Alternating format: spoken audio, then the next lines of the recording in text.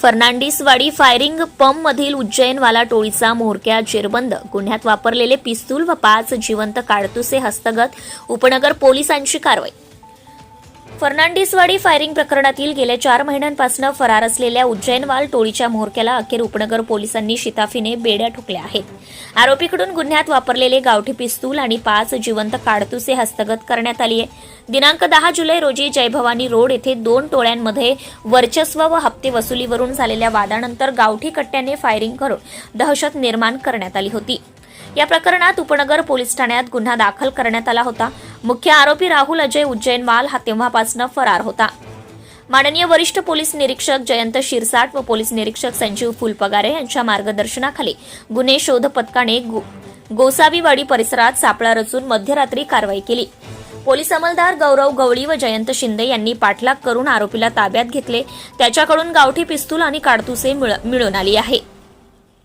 राहुल उज्जैनवाल हा उज्जैनवाल टोळीचा कुख्यात म्होरक्या असून त्याच्याविरुद्ध उपनगर, नाशिक रोड आणि इंदिरानगर पोलीस ठाण्यांमध्ये खुनाचा गुन्हा, खुनाचा प्रयत्न, मारहाण, हत्यार बाळगणे आदी गंभीर स्वरूपाचे 15 गुन्हे दाखल आहेत.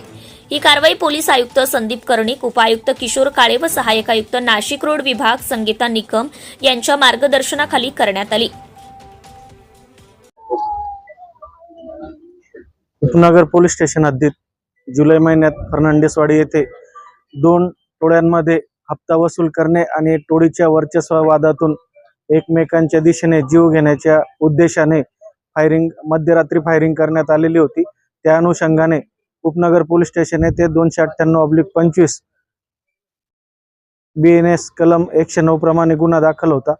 सदर गुन्ह्यातील उज्जैनवाल टोळीचा प्रमुख म्होरक्या राहुल अजय उज्जैनवाल राहणार फर्नांडिसवाडी हा गुन्हा घडल्यापासून फरार होता. पण काल रात्री आम्हाला अशी खबर मिळाली की सदरचा फरार असलेला आरोपी हा गोसावीवाडी नाशिक रोड पोलीस स्टेशनच्या हद्दीत मध्यरात्री येणार आहे. या मिळालेल्या माहितीवरून आमचे डीबी पथकातील शोध पथकातील हेड कॉन्स्टेबल संदीप पवार, तसेच अंमलदार गौरव गवडी, तसेच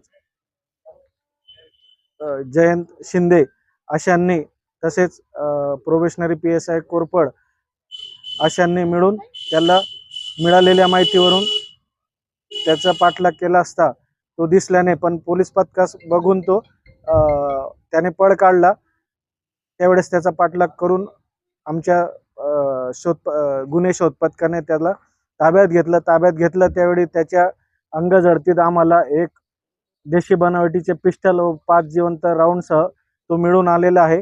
सदरचा आरोपी हा गंभीर गुन्ह्यातील गुन्हेगार असून गुन्हा घडल्यापासून फरार होता. सदरची कारवाई जी आहे ती आम्ही माननीय पोलीस आयुक्त श्री संदीप कर्णिक सर, तसेच माननीय DCP श्री किशोर काळे सर, तसेच माननीय ACP Shrimati Sangeeta Nikam madam Nashik road यांच्या मार्गदर्शनाखाली आमचे DB पथकाचे PSI श्री प्रभाकर सोनवणे तसेच DB पथकातील अंमलदार यांनी केलेली आहे.